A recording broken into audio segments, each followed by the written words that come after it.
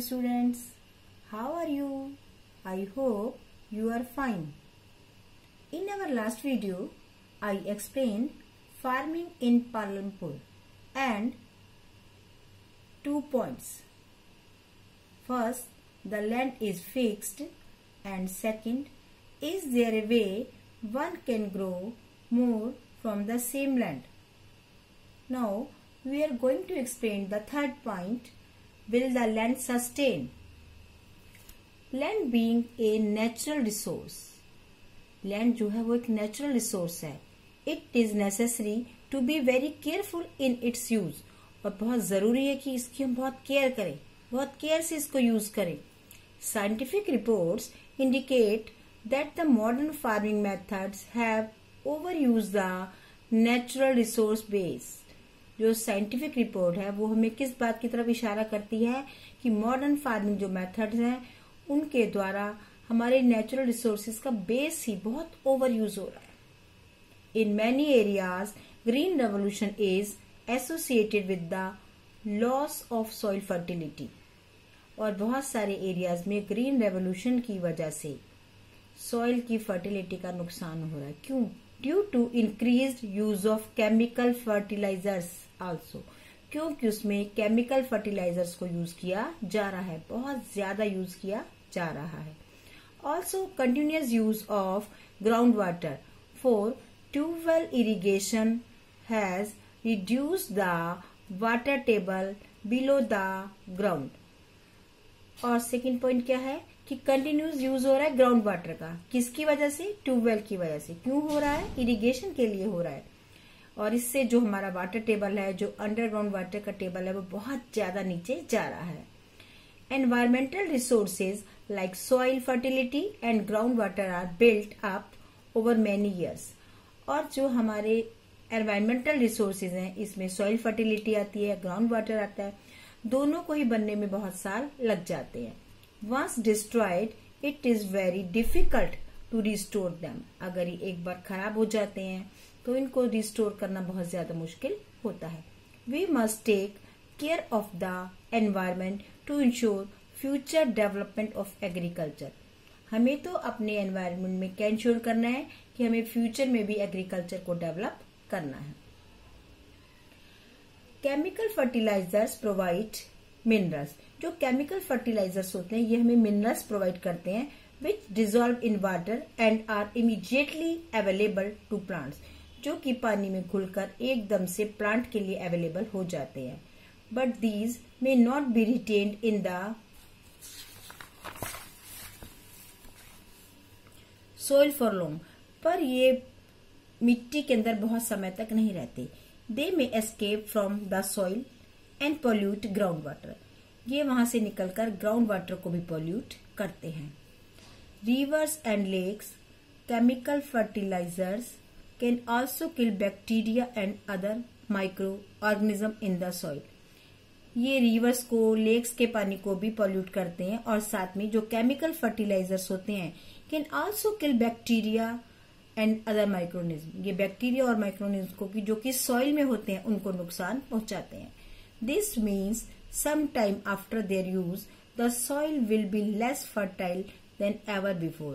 इसलिए इनके यूज के बाद सॉइल इतनी कम फर्टाइल हो जाती है कि उसकी फर्टिलिटी खत्म हो जाती है, नष्ट हो जाती है, कम हो जाती है जितने की पहले थी.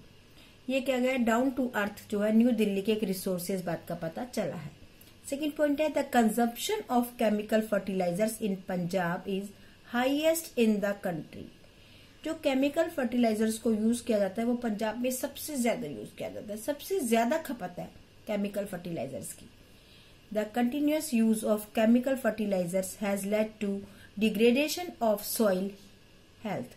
और ये सॉइल की हेल्थ कहने का मतलब है केमिकल फर्टिलाइजर्स के यूज करने से सॉइल हमारी लगातार डिग्रेड हो रही है. Punjab farmers are now forced to use more and more chemicals, fertilisers and other inputs to achieve the same production level. और अपने प्रोडक्शन के लेवल को सेम रखने के लिए जो पंजाब के फार्मर्स हैं वो ज्यादा से ज्यादा केमिकल्स को यूज कर रहे हैं, फर्टिलाइजर्स को यूज कर रहे हैं ताकि उनकी जो प्रोडक्शन का लेवल है वो बना रह सके. This means cost of cultivation is rising very fast. इसका मतलब है जो कल्टीवेशन की कॉस्ट है वो लगातार बढ़ रही है, क्योंकि जो फर्टिलाइजर्स हैं, केमिकल फर्टिलाइजर्स हैं, वो काफी कॉस्टली होते हैं। और ये बात हमें पता चली द ट्रिब्यून चंडीगढ़, उसने हमें ये इन्फॉर्मेशन दी है। अब हम फार्मिंग के 4th पॉइंट पर आते हैं। How is land distributed between the farmers of Palampur. जो लैंड है वो किस तरह से डिस्ट्रीब्यूट हुई है पालमपुर में फार्मर्स के बीच में। You must have realised how important land is for farming. अब जहां फार्मिंग होती है वहां तो आप समझ ही सकते हैं कि लैंड कितनी इम्पोर्टेंट है। Unfortunately not all the people engaged in agriculture have sufficient land for cultivation.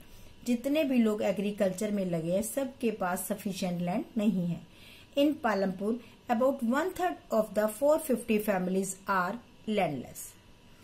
450 में से 1/3 यानी कि 150 families, most of them Dalit, वो दलित हैं और लैंडलेस हैं, और इस तरह से उनके पास कल्टीवेशन के लिए कोई लैंड नहीं है। Of the remaining families who on land, 240 families cultivate small plots of land less than 2 hectares। अब इसमें से जो फैमिलीज हैं 240, उनके पास क्या है, छोटा प्लॉट है लैंड का, less than 2 hectares in size, and cultivation of such plot does not bring adequate income to the farmer family। और ये इतना छोटा प्लॉट है कि इससे फार्मर को इतनी ज्यादा इनकम नहीं होती है। एक एग्जाम्पल है हमारे पास। In 1960 Govind was a farmer with 2.25 hectare of largely unirrigated land. Govind जो था 1960 की घटना है, गोविंद एक फार्मर है और उसके पास जो अपना खेत था वो 2.25 हेक्टेयर का था, पर कैसा था, unirrigated. With the help of this 3 sons Govind cultivated the land. और जो तीनों उसके बेटे थे गोविंद के, वो लैंड को कल्टीवेट करते थे। दो they did not have very comfortably, पर उससे क्या था कि उससे कंफर्टेबली कुछ भी ठीक से मैनेज नहीं कर पाते थे, रह नहीं पाते थे। The family manage to feed itself with a little bit of extra income from 1 buffalo. उनके पास एक भैंस थी जिसके दूध से उनको एक्स्ट्रा इनकम होती थी और उसी से उनका काम चलता था। दैट द फैमिली प्रोसेस्ड, और उसी से वो अपने प्रोसेस करती थी या उससे ही अपने को मैनेज करती थी। Some years after Govind's death, Govind की डेथ के बाद, this land was divided among his 3 sons. उसके 3 बेटों में वो लैंड डिवाइड हो गई। Each one now has a plot of land that is only 0.75 hectare in size. यानी कि देखिए खेत कितना छोटा हो गया, even with improved irrigation and modern farming method.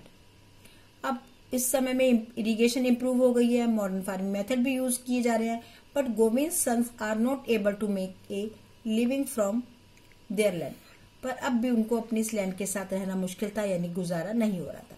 They have to look for additional work during part of the year. इसीलिए साल के एंड में या बीच में उन्हें एडिशनल काम भी करना पड़ता था, जिससे कि उनकी आमदनी थोड़ी सी बढ़ सके। You can see the large number of small plots. अब देखिएगा बुक में फिगर 1.5 है।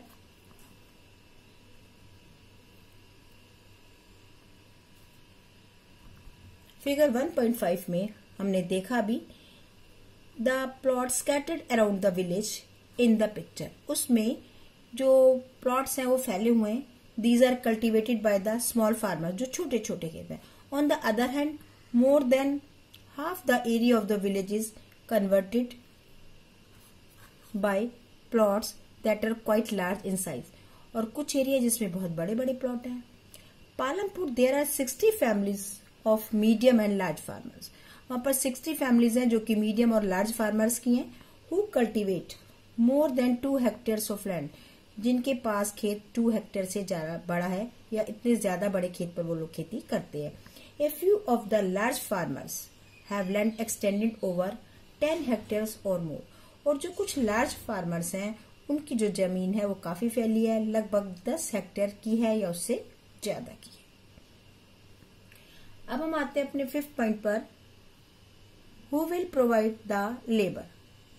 अब हमें ये तो पता चल गया है कि कितनी फैमिलीज हैं, उनके पास कितनी जमीन है, तो काम कैसे चलेगा। After land labour is the next necessary factor for production. अगला जो प्रोडक्शन है का जो पॉइंट है वो है लेबर।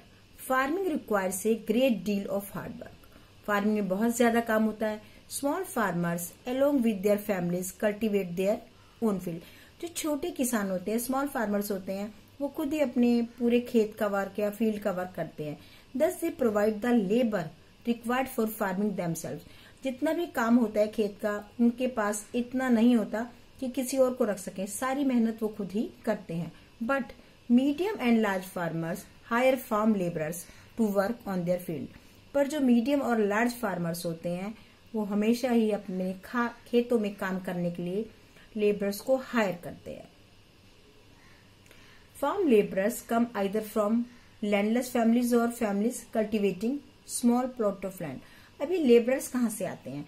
या तो वो लोग हैं जिनके पास अपनी जमीन ही नहीं है, या फिर वो लोग हैं जिनके पास प्लॉट बहुत छोटे हैं। Unlike farmers, farm labourers do not have a right. पर जो फार्म लेबरर्स काम करते हैं उनके पास ये राइट नहीं होता कि वो जिस क्रॉप को उगा रहे हैं उसको वे ले सके। Instead they are paid wages by the farmers for whom they work. उनको पेड वेजेस यानी कि उनको सिर्फ उस काम को करने के लिए वेजेस मिलता है जिसके खेत पर वो काम करते हैं।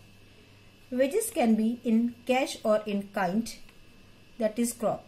अब जो वेजेस है उन्हें कैश में भी मिल सकता है और काइंड में भी मिल सकता है। Some time labours get meals also, कभी कभी खाना भी मिलता है। Wages vary widely from region to region, और ये बहुत ज्यादा अलग होती है इनकी wages. Region to region, crops to crops, from one farm activity to another like sowing and harvesting. Other activities का भी अलग अलग से वेजेस होता है। There is also a wide variation in the duration of employment.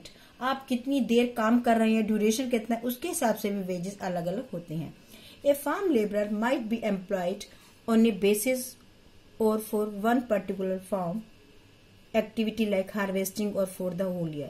अब वो एक दिन के लिए रखे गए हैं या पूरे साल के लिए रखे गए हैं, किस एक्टिविटी के लिए रखे गए हैं, इसके हिसाब से भी उनके वेजेस अलग अलग होते हैं। Dala is landless farm labourer and works on daily wages in Palampur. जो डाला है वो एक वर्कर्स का नेम है, एक लेबरर का नेम है, और वो पालमपुर में काम करता है डेली वेजेस पर। It means he must regularly look for works. अब डेली वेजेस का मतलब उसे रोज ही काम देखना पड़ता है। The minimum wages for a farm labourer by the government is ₹115 April 2011 के हिसाब से। बट डाला गोज गेट ओनली ₹80, मगर उसे 80 रुपए ही मिल पाते हैं। There heavy competition for work among the farm laborers in Palampur. अब क्यों ऐसा क्यों है? जब गवर्नमेंट ने 115 रुपए डिक्लेयर किए तो उसको 80 रुपए क्यों मिल पाते हैं? क्योंकि वहां पर हैवी कंपटीशन है वर्क के लिए, काम के लिए। So people agree to work for lower wages. और इसीलिए जो लोग हैं, जो पीपल है वहां के, वो कम पैसे पर भी काम करने के लिए तैयार हो जाते हैं। Dala complains about his situation to Ramkali. Dala इस सिचुएशन की जो कंप्लेंट है रामकली को करता है, who is another farm labourer, मगर वो भी एक फार्म लेबरर ही है। Both Dala and Ramkali are among the poorest people in the village. कहने का मतलब वो लेबरर जो हार्ड वर्क करते हैं उसके बाद भी वो बहुत ज्यादा गरीब है। Thank you.